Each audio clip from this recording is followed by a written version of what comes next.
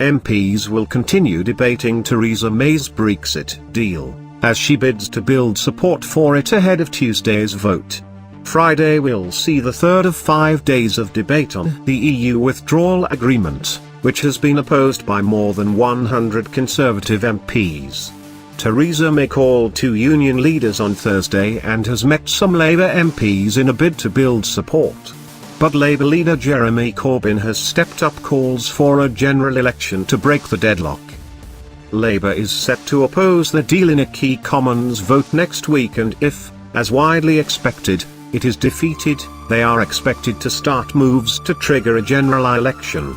On Thursday it emerged that the government is considering backing an amendment from Labour Leave supporter John Mann, giving extra protections to workers and the environment, in a bid to win support.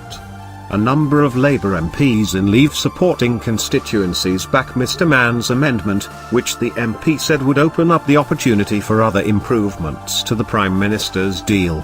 Mrs May also called the General Secretaries of Unite and the GMB, Len McCluskey and Tim Roach, on Thursday, for what her spokesman described as constructive calls. Mr Roach said he was glad the PM had finally picked up the phone, but that her deal was not good enough. But a Conservative MP who had been expected to reject the deal, George Freeman, said during Thursday's debate that he would now back it with a heavy heart because, he said, the prospect of leaving without a deal was unconscionable.